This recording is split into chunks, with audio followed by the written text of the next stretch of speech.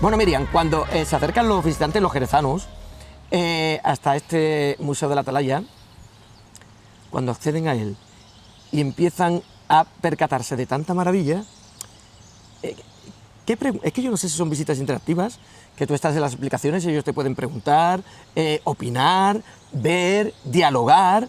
¿Qué les inquieta a ellos? Pues tenemos diseñado una especie de guión, indudablemente, con los ítems de la colección, lo que es más destacable, pero está claro que uno de los grandes atractivos de una visita guiada es que permite interactuar.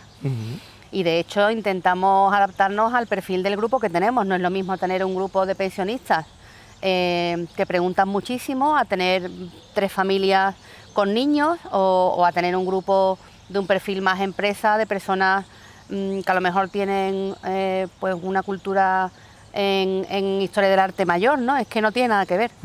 Entonces invitamos a que pregunten, eso es cierto. Prometemos no mentir y eso es cierto también. Lo que no sabemos no decimos que lo sabemos ni nos lo inventamos.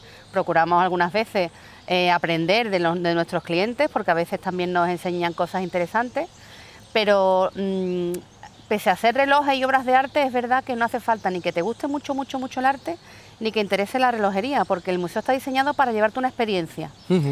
Decimos en las redes sociales con un hashtag que es el museo que suena. Porque si nos ponemos a pensar cuántos museos suenan, en cuántos museos es muy atractivo el estímulo que reciben nuestros oídos, pues en muy pocos, ¿no? Muy poquitos. Muy pocos. ¿En cuántos museos existen, por ejemplo, estamos hablando de relojes? Sí. Relojes, como decíamos anteriormente, que hablen, ¿no? O sea, que eso es un atractivo maravilloso. Claro, yo también digo, Miriam, que en vuestro caso, que sois los guías, también os tenéis que adaptar un poco al tipo de público. Porque claro, no es lo mismo hablarle sobre relojes o la tecnología o la antigüedad o la cultura de estos relojes a una persona de avanzada edad que a un niño. Claro. Que tiene que ser un léxico distinto que se entienda perfectamente. Claro. Por ejemplo, cuando tenemos grupos de escolares o como esta mañana con tantos niños que hemos tenido, intentamos captarlos su atención, ¿no? Por ejemplo, les decimos que al final de la visita les vamos a hacer preguntas, que estén muy atentos y que tienen que buscar 5 o 6 animales que aparezcan en los relojes. Pues ya es una forma de obligarles a ver detalles. A que estén atentos. Y a descubrir no solo los animales, sino otras muchas cosas, ¿no? Cuando tenemos colegios de adolescentes, bueno, los adolescentes hoy en día, lo de pedir en la comunión de regalo un reloj de pulsera se perdió. Claro. Y miran la hora en los móviles, es decir, que el reloj de pulsera casi está un poco como un elemento totalmente ajeno de esta nueva generación. Bueno, pues hablamos de deporte. ¿En qué deportes hace falta medir el tiempo? Pues en la gran mayoría el cronómetro y el hecho es importantísimo. De que... Claro, exactamente. Entonces, bueno, hacemos algún guiño que otro para que siempre genere interés y expectación y que la visita de verdad les llene. Qué pena cuando has dicho eso de los relojes de pulsera, por ejemplo, que se están perdiendo, porque es cierto que ya es rara la persona que lleve reloj de pulsera porque lo miramos absolutamente todo en el móvil. Pero es una pena que se pierdan estos valores, ¿no? Sí, porque al final estamos hablando de historia y de valores personales, porque existen relojes de todo tipo, o han existido, incluso personalizados, y que se pierda. Yo creo que sí es verdad que hay grandes marcas que son muy listas y que no van a perderse estos relojes, porque, por ejemplo, si pensamos en la línea joyera, hay alta joyería con relojes que son una verdadera joya, bastante inalcanzables para el común de los mortales. Y luego la línea deportiva tiene muchas salidas. Si os fijáis, hay actores y deportistas que llevan estos relojes que son tipo casual, que también son de precios desorbitados, pero no deja de ser un complemento casi en la moda y en el vestir, ¿no? Entonces hay marcas que velan porque esta moda no se pierda, pero es verdad que cuando recibimos visitantes jóvenes, bueno, no están en su día a día precisamente llevar reloj en la muñeca. Están educados de otra forma. Claro, están en otro mundo. Yo creo, Miriam, que en ese sentido ni lo han conocido. Claro. Bueno, estamos hablando de lo que es la visita al Palacio, a este Museo de los Relojes, Museo del Tiempo, pero no podemos pasar por alto esta maravilla de jardín botánico con los que contáis vosotros y que además es menos conocido, ¿no? Sí, nosotros cuando tenemos abierto el museo para hacer la visita guiada y tenemos la taquilla abierta, hay que decir a los jerezanos que no es obligatorio comprar la entrada para ver el museo y disfrutar del jardín.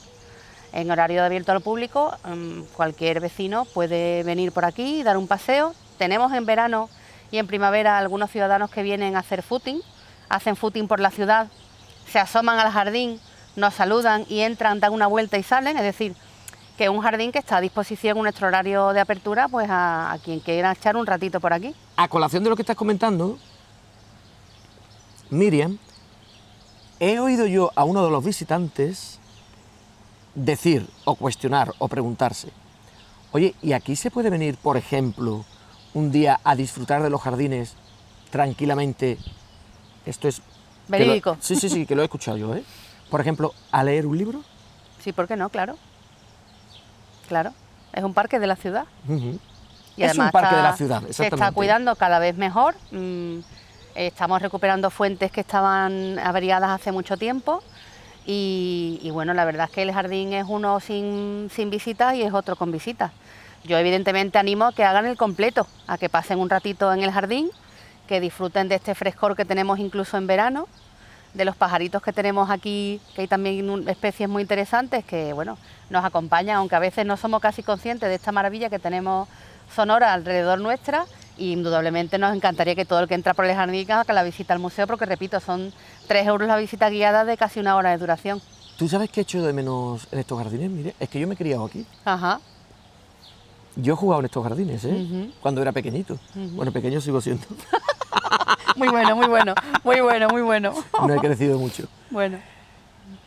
Es que yo he visto andar por aquí, pasear por aquí tranquilamente, y de noche he oído muchísimo los pavos reales. Sí. Se echan de menos. Se echan de menos. En estos jardines. Sí. Además es que iban además en manada. Sí.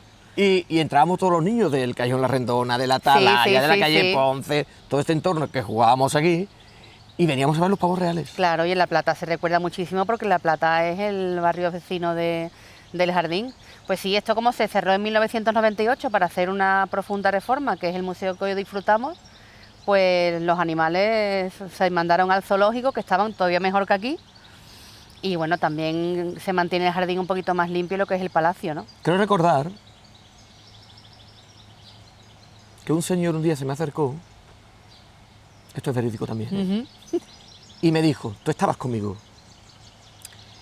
Te voy a decir una cosa, Robert, que seguramente ni tú ni nadie en Jerez la sepa. ¿Tú sabes que yo fui el que trajo los pavos reales a los museos de la Atalaya? ¿Es cierto? Fíjate. Y le dije yo, pues tú tienes un reportaje. Al final no, le perdí la pista y ya no lo vi más. Pero se me acercó, digo, qué cosa tan interesante. El señor que trajo los pavos reales a estos jardines. Por cierto, si nos está viendo, un gran abrazo. Y tengo otra anécdota que te va a encantar.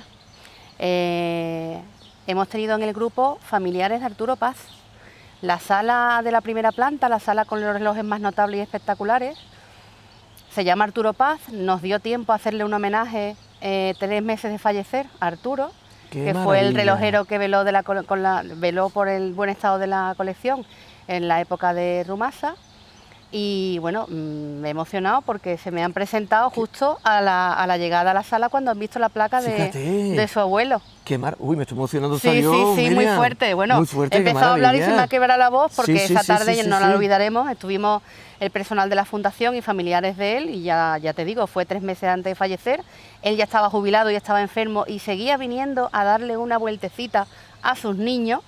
Fíjate, a ver sus relojes en ese museo, en ese museo renovado maravilloso, y ha sido un momento súper emotivo.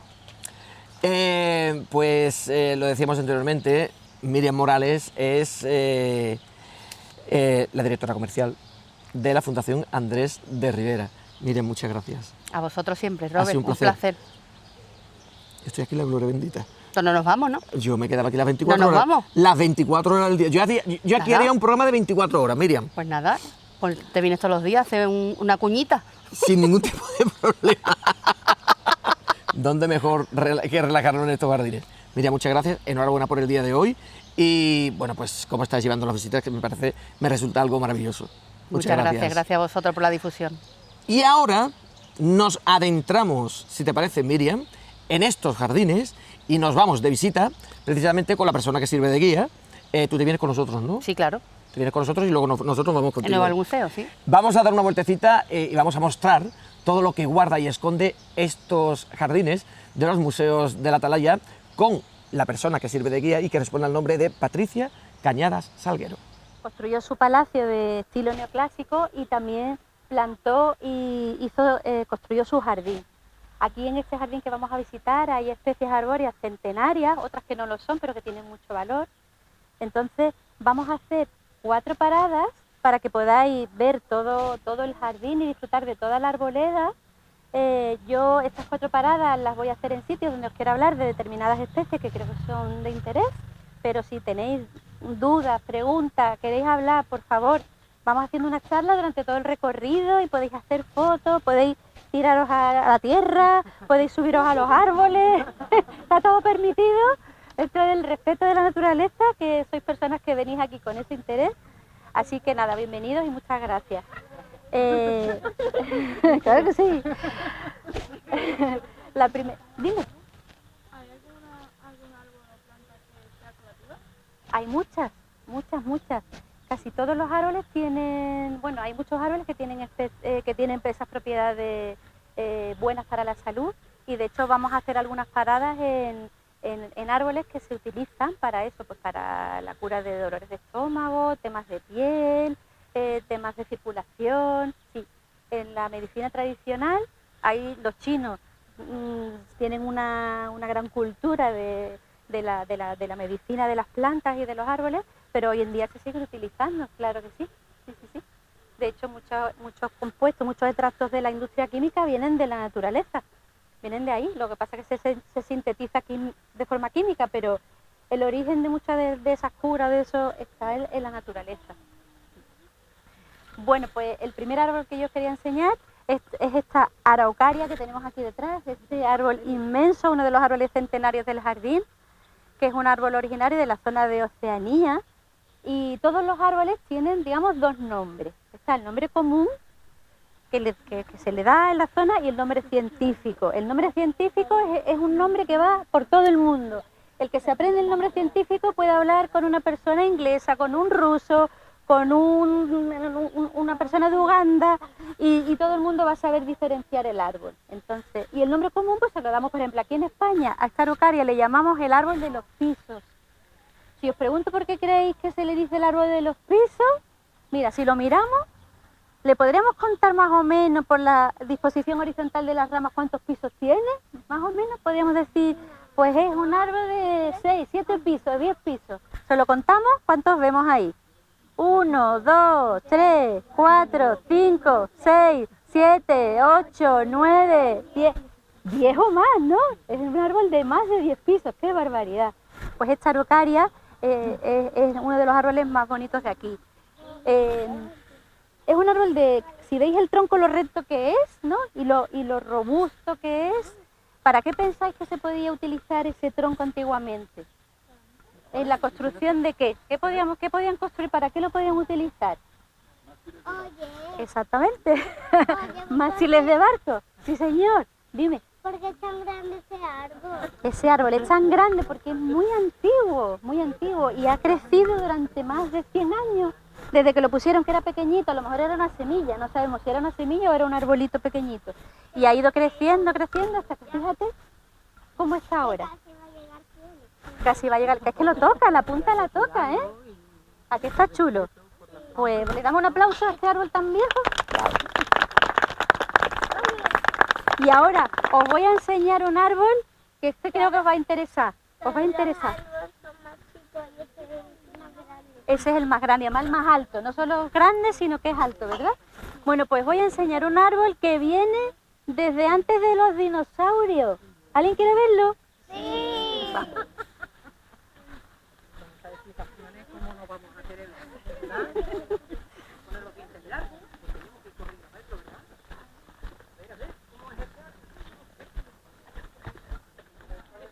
Uy, esto es...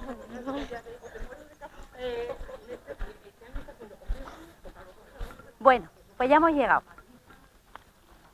Si yo os digo, ¿qué árbol queréis que os voy a enseñar? A ver, no, Ay, no, os voy a enseñar este de aquí, este árbol. Este árbol se llama Ginkgo biloba, y es un árbol, no este, digamos, parientes de este árbol ya existían hace millones de años. Este de aquí, cariño, este. Millones de años. Antes de que hubiera dinosaurios en la Tierra ya había árboles como el Ginkgo biloba. El Ginkgo lo ha evolucionado, pero sigue viniendo de aquellos antiguos Gingos, está este aquí. Es un árbol que se le considera, los botánicos le consideran árbol fósil. Es un árbol que es símbolo de la resistencia, de la capacidad de adaptación a todas las circunstancias. Un árbol que aguanta muy bien las plagas, que aguanta muy bien los climas, la falta de agua, los climas áridos. Es un árbol que tiene muchas historias y mucha mitología asociada, y hay una historia verdadera y muy bonita. En la Segunda Guerra Mundial, porque este árbol es originario de la zona de China, de Japón, de esa zona, ¿no? Aunque ya está muy introducido en todo el mundo. Pero en la Segunda Guerra Mundial, cuando tiraron las bombas atómicas en Hiroshima, que no sé si todo el mundo, todas las personas que estamos aquí sabéis, pero bueno, cuando hay guerras, hay desastres y hay mucha pena y pues tiraron bombas atómicas en Hiroshima, y entonces las bombas atómicas quemaron todo, arrasaron con todo, también quemaron los árboles que había en la zona. Sin embargo, allí cerca del epicentro de la bomba atómica, un Ginkgo que quedó arrasado, al año siguiente, a la primavera del año siguiente, rebrotó y siguió vivo. Y entonces se convirtió en el símbolo de la vida, de la esperanza, de la paz, y es un árbol pues, que tiene mucha fuerza, ¿no? para toda la humanidad. Además es un árbol que tiene también muchas propiedades medicinales, que alguien antes me preguntaba, ¿no? Es un árbol que tiene muchas propiedades, y además de todo es un árbol muy bello. Es un árbol de hoja caduca. En todas las épocas del año el Ginkgo está bonito, en todas las épocas del año. Ahora está precioso con la hoja verde de forma de abanico. Si os acercáis, ¿alguien quiere ver los abanicos que tiene el árbol? ¿Veis la hoja? Alguien que sea alto que me llegue, que yo no llego. Ahí. Necesitamos una mano que tire. O un niño en brazos que tire. O con un niño en brazos, no se caiga, claro. Ahí hay un voluntario,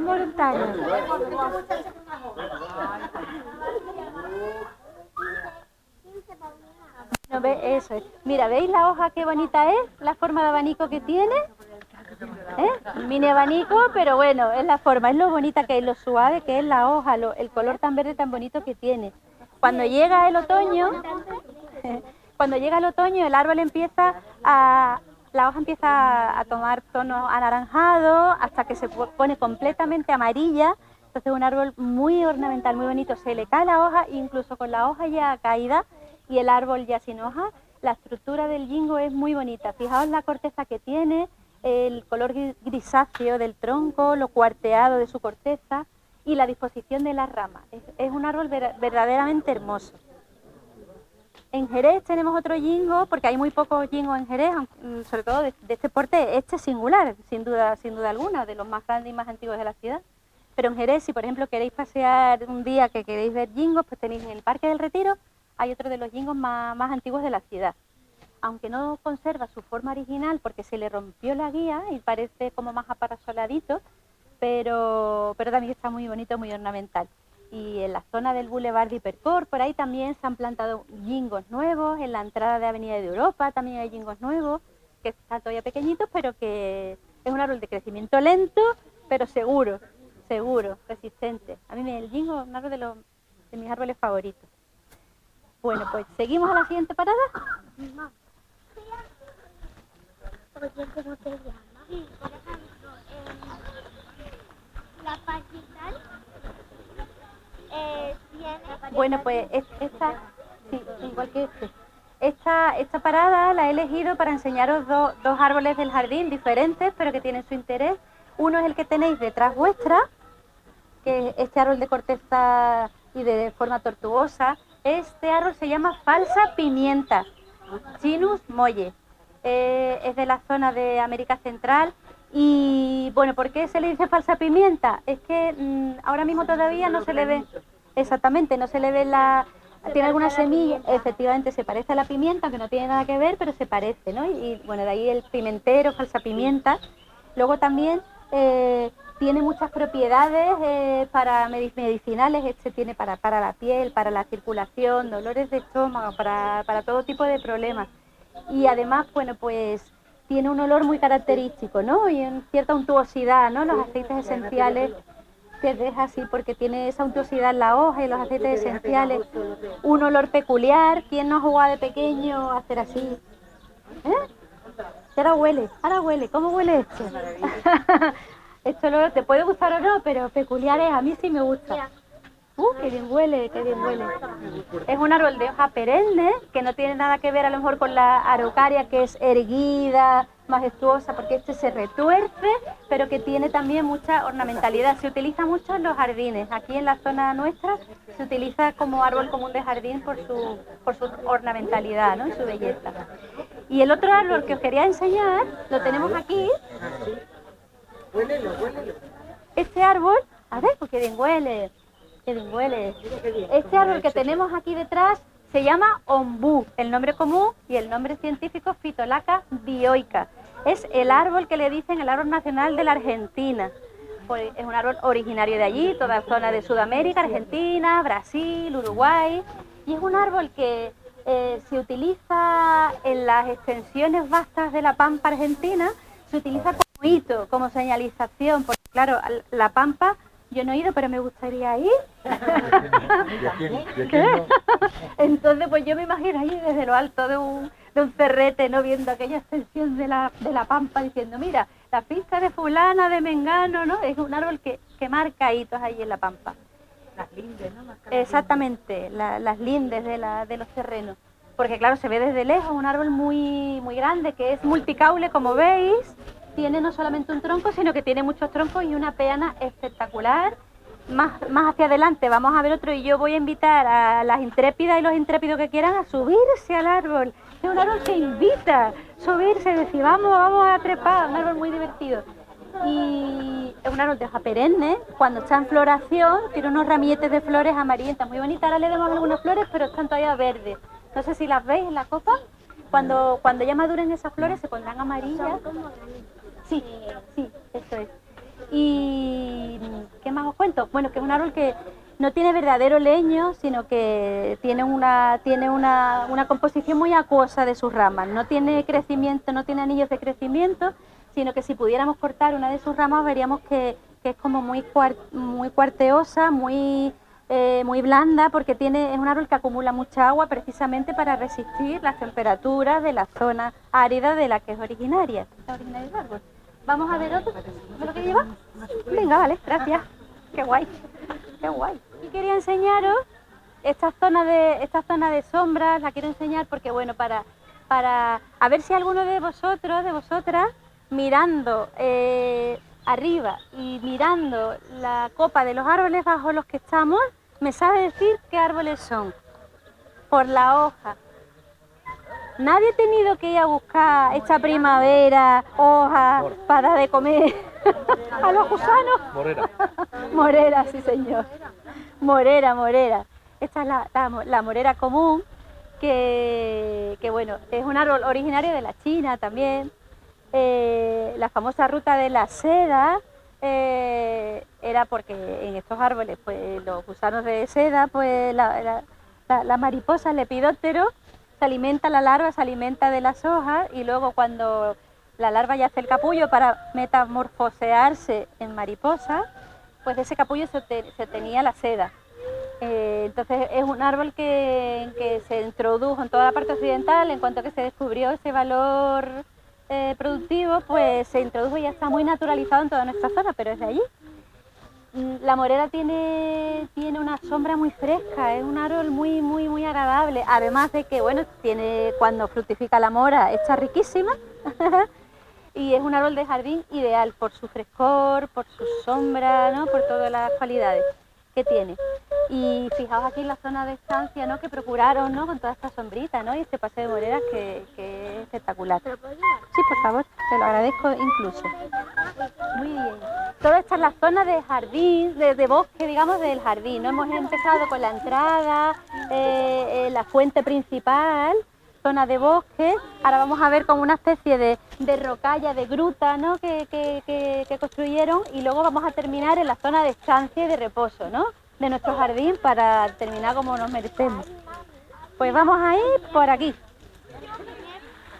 ¿Por qué le digo que es el árbol de los indios? Porque este árbol es originario de Estados Unidos, de la zona de América del Norte, Centroamérica, y también allí se lo conoce como el naranjo de Sosanges, porque los Sosanges eran una tribu india que de las ramas de este árbol hacía todo lo que eran las flechas y los arcos.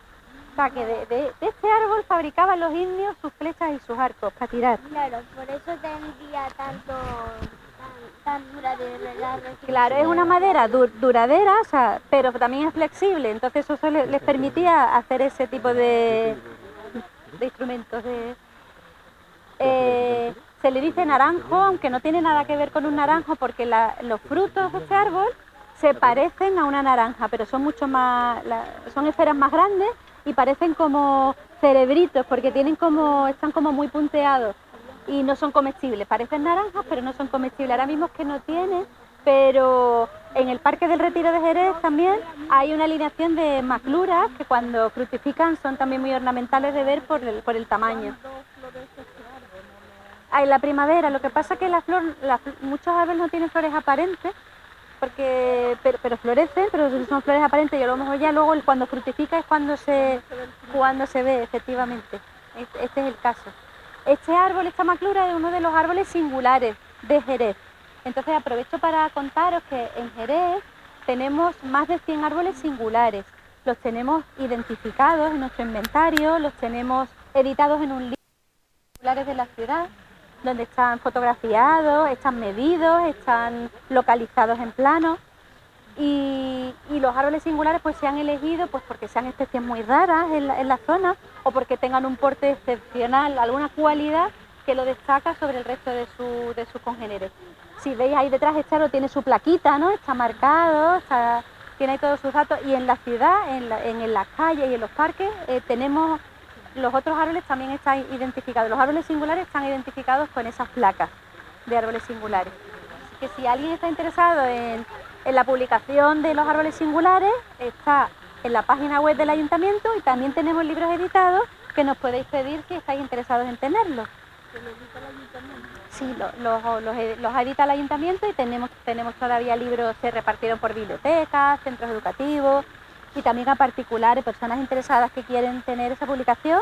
Mientras haya publicaciones, que hay, pues sí, con un correo, y en la oficina y en medio ambiente pues lo podemos hacer llegar.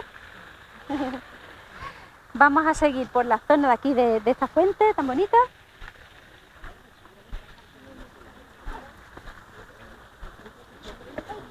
Adriana Rara.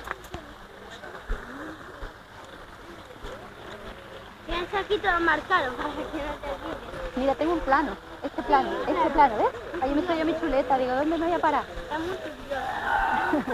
Este es el plano, mira, sí, os voy a enseñar porque nosotros tenemos, todos los árboles de Jerez los tenemos inventariados. Sí, ahora voy a contar esto, ¿no? ¿Lo cuento? Sí. Vale. Sí, porque es una cosa que a lo mejor la gente no sabe. A lo mejor es porque hay que saber si depende del precio, si alguien le da por saberlo. Claro. Mira, voy a aprovechar porque aquí me pregunta, aquí esta mente curiosa, Ana, me pregunta por una cosa que yo creo que bueno, que está bien que lo cuenta todo, ya que ella me ha preguntado.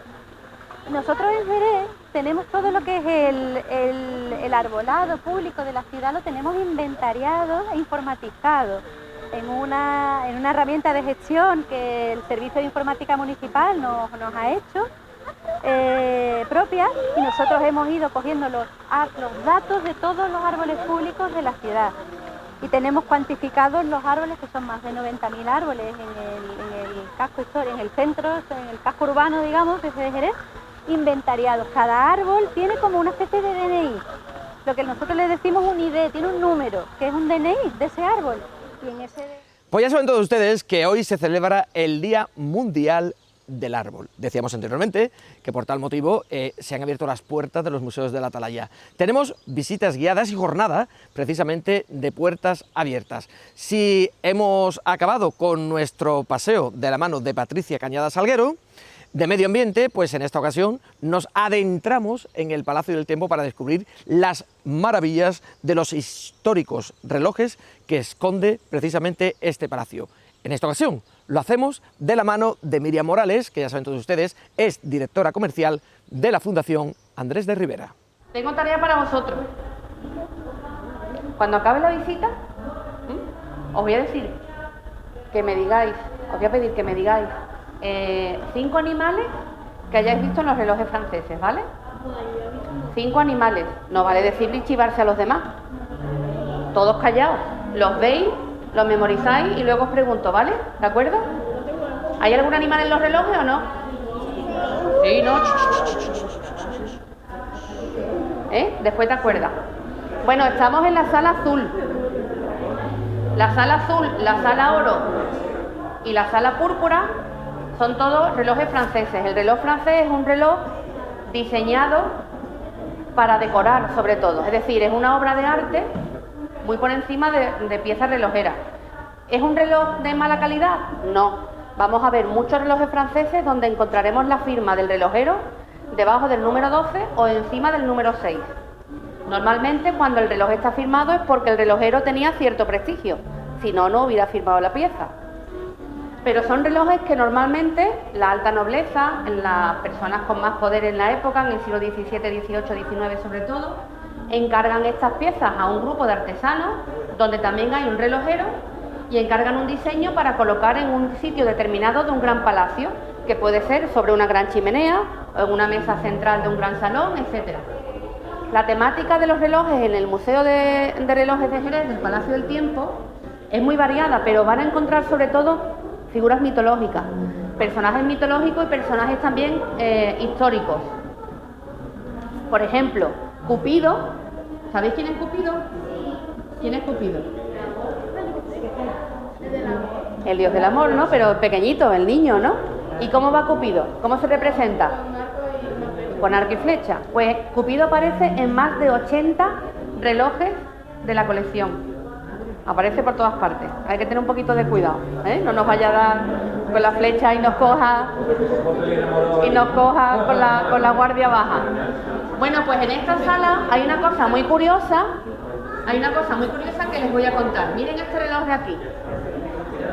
Aquí tenemos un reloj Luis XV, estilo Luis XV. Si se fijan, los relojes tienen una etiqueta negra que detallan primero la época y estilo del reloj, el nombre o título de la temática del reloj, la máquina París, que es el tipo de reloj que llevan en su interior, y luego en mayúscula normalmente es el nombre del relojero.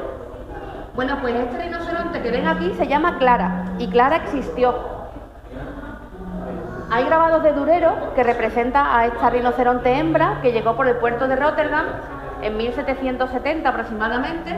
Fue un regalo de un país africano a un director de un instituto de relaciones entre Holanda y África, y le trajeron esta hembra de rinoceronte siendo una cría. Este hombre decidió presentarla a los poderosos de su país, a los altos mandatarios. La cría fue creciendo, la cuidó en su piel untándola de aceite de pescado para que estuviera hidratada. Fue creciendo, claro, si la alimentaban bien, el animal fue creciendo. El dueño diseñó un gran carruaje y esta rinoceronte viajó por más de 50 ciudades europeas a finales del siglo XVIII. Y de hecho hay distintas obras de arte que representan a esta rinoceronte en concreto, que tiene nombre. Decirles también que en el recorrido van a encontrar unos códigos QR, aquí los tienen, que pueden descargarse para luego en casa profundizar un poquito más sobre la visita al museo, sobre la colección. Una de las cosas que se cuentan en ese texto es la historia de Clara, ¿de acuerdo? Vamos a ver estas 5 piezas de aquí que también son espectaculares. Por aquí, por favor.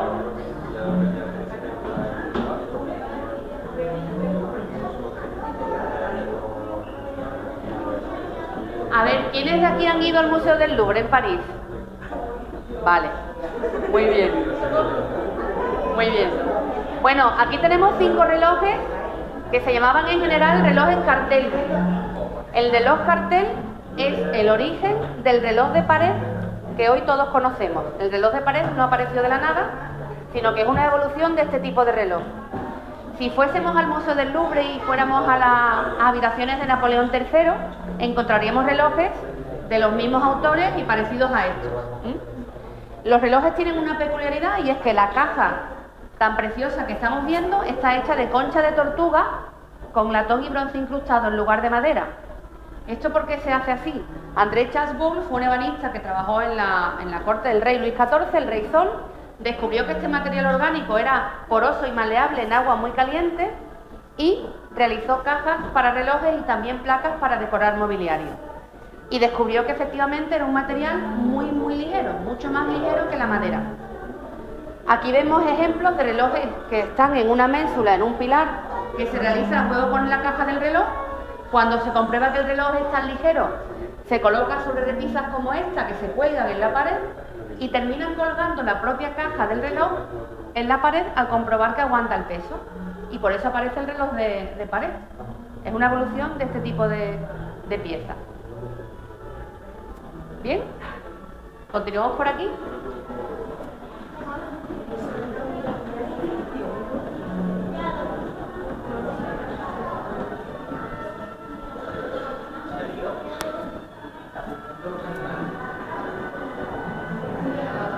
Tenemos a los chavales entretenidos con los animalitos.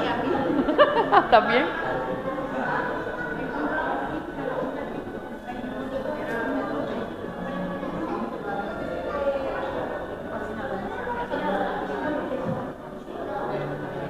Vamos a pasar, por favor, por aquí. Bueno, en esta sala los relojes, ¿qué son? ¿Franceses o ingleses? Siguen siendo franceses, ¿eh? Los primeros 3 salones son relojes franceses y son sobre todo obras de arte decorativas con muchos personajes mitológicos. También es verdad que aparece mucho la mujer representada en estas piezas porque vemos diosas y musas que inspiran a las artes y las ciencias en la época. Por ejemplo, aquí tenemos un personaje histórico que es el emperador romano Julio César. También tenemos relojes que cuentan historias. Por ejemplo, aquí tenemos un reloj con una temática central que está sobre la esfera y en lo que es la base del reloj, que también se llama zócalo, hay un bajo relieve precioso, una talla en bronce que complementa el tema central. Vemos a una mujer en una butaca, ¿verdad? La butaca tiene como unas esfinges, es una butaca de alguien que supuestamente pues tiene poder adquisitivo, ¿no? Personas de la nobleza de la época. La mujer tiene una paloma en su falda. La paloma tiene en el pico una carta de amor. Y en el zócalo vemos a un hombre con unas ovejas que recibe de la paloma esa carta de amor de la mujer. Bueno, pues como en aquella época no existía ni las plataformas para ver series, ni existía la tele, etcétera, etcétera, pues contaban historias con relojes. Vemos de nuevo a Eros, que es el dios del amor, ya más mayorcito, en distintas piezas. Y si miramos la otra vitrina, de nuevo vemos personajes mitológicos y de nuevo vemos musas que inspiran la astronomía, la lectura o la pintura, por ejemplo. La astronomía en aquella parte inferior también. Si miramos el techo en este salón, vemos una pintura mural realizada en el año 2000 por un ilustrador sevillano. Representa monumentos de Jerez, también representa el monumento de carne y hueso, que es el caballo. Aquí vemos un caballo tordo haciendo una cabriola y justo en el centro vemos una farola muy bonita, que es justo la farola de Losada que antes les comentaba, ¿eh? Vamos a avanzar, por favor, por aquí.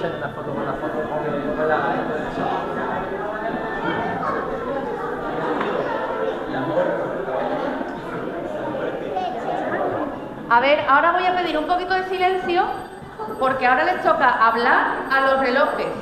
Los relojes también hablan. Si quieren grabar vídeo es el momento. Las 11.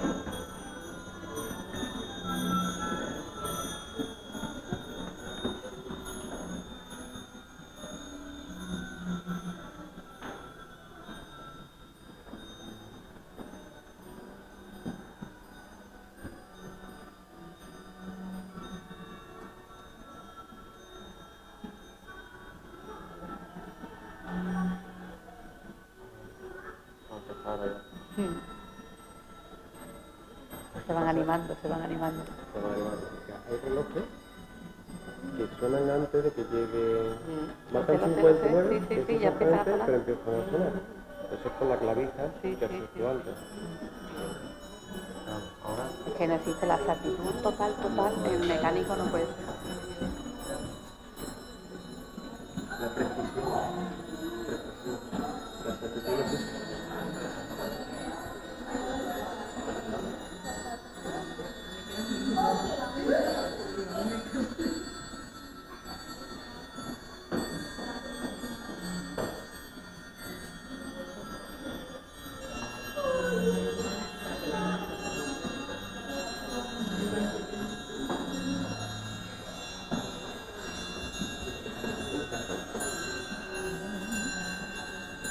Ahora mismo el intervalo que hay es Nada. más o menos Muy 2 poquito. minutos. Más o menos 2 minutos.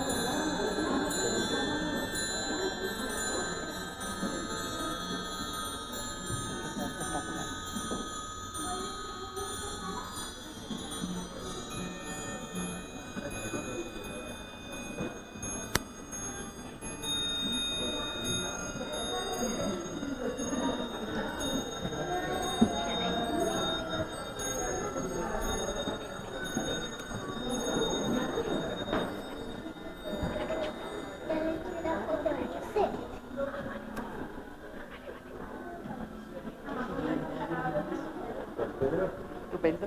¿No terminado? Bueno, hemos tenido una prueba irrefutable de que los relojes están muchos de ellos funcionando, ¿verdad? Ninguna campanada es igual a otra. Hay que tener en cuenta que estos relojes no se hacían en serie. Hablamos de una época donde no se fabricaba en serie para grandes masas ningún tipo de artículo, ¿eh? Empezaron los relojes de bolsillo en el siglo XIX un poquito a fabricarse más, pero estos relojes mecánicos que tenemos aquí son piezas únicas. ¿De acuerdo? Vamos a avanzar un poquito para ver otro tipo de relojes en bronce pavonado, muy curiosos. En esta vitrina podemos ver relojes que combinan el bronce pavonado dorado o no dorado. Por ejemplo, aquí tenemos de nuevo personajes mitológicos. Tenemos a Hércules con la piel del león como vestimenta. Fíjense que sobre el hombro cae lo que es la cara del león. Fíjense también que estos relojes, que algunos son de estilo imperio, en este salón predomina el estilo imperio que recibe el nombre por el imperio napoleónico, comienzos del siglo XIX, algunas piezas tienen como patas estas garras de león. Fíjense en las garras de león, en muchos de los relojes, que son muy curiosas. Y otra curiosidad de estas vitrinas es que la esfera del reloj está dentro de una rueda, de una auriga o carruaje, de manera que está casi camuflado, está escondido. De hecho, las agujas del reloj se confunden con los radios de la rueda. Y a veces encontramos un reloj que es una pieza central con un complemento o guarnición. La guarnición es, en este caso, 2 candelabros. Son 2 piezas que, además de ser bellas y decorativas, son prácticas porque nos permiten poner velas.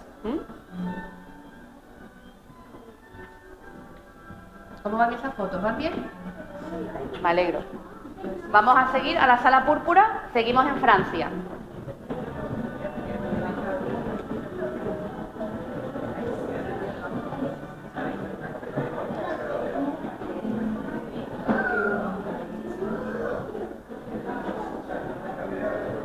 Adelante.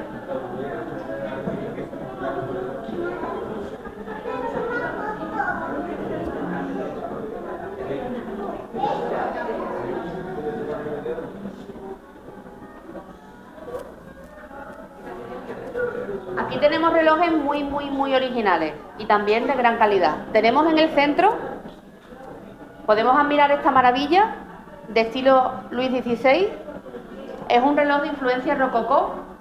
En la base vemos una escena en porcelana preciosa, una escena romántica, con una porcelana similar a la que se hacía en Meissen, una fábrica en Alemania muy famosa, donde se hacían obras de arte en la época. Y vemos cómo la esfera está en el interior de lo que puede parecer un árbol hecho con forja de hierro. Si nos acercamos un poquito, debajo del 12 se puede leer F.D. Berthoud. Ferdinand Berthoud fue el relojero que firmó esta pieza y fue relojero del rey Luis XVI de Francia. De hecho, debajo de su nombre, aunque las agujas no nos dejan leerlo, pone HGR.Duroy o Glogère Duroy, que es relojero del rey en francés. Es una pieza de gran calidad. Hay otros relojes parecidos porque es una forma, una estética que gustó mucho y bueno, hay distintas copias y distintas piezas que se inspiran en este diseño, pero es una de las piezas más atractivas desde el punto de vista artístico que tenemos en el Palacio del Tiempo. A mi derecha podemos ver otro reloj muy particular, que es este del rincón. Pueden ver que no hay una esfera con agujas. Tenemos arriba un jarrón, lo que parece un jarrón, y en porcelana hay dos discos que giran de forma independiente sobre sí mismos. El anillo superior o disco superior más delgado tiene en números arábigos los minutos y el inferior un poquito más ancho en números romanos la hora. Y estos discos giran sobre sí mismos muy lentamente para dar la hora. La excusa decorativa de esta pieza son las tres gracias. Tenemos también un reloj en el museo que nunca jamás va a funcionar en el museo. Ya puede hacer el relojero milagros, imposible, no va a funcionar, está aquí abajo. A ver, los niños, ¿por qué no va a funcionar este reloj dentro del museo? ¿Tú? Porque necesita sol. Bingo, perfecto, muy bien. Es un reloj de sol, efectivamente, muy bien, muy bien. Bueno, el reloj de sol tiene un cañón y una lente en la parte superior, que no hace falta para que sea reloj, ¿verdad? Pero bueno, en París decidieron ponerle ese complemento. ¿Y por qué? Pues ponían un poquito de pólvora de verdad en el cañón y con la luz del sol en la lente, que es graduable, hacían que el calor que desprendía ese rayo de luz solar en la pólvora provocara un pequeño disparo, una pequeña explosión. Muy curioso, ¿verdad? Hombre, mientras los disparos sean de ese tipo, ¿verdad? Mejor.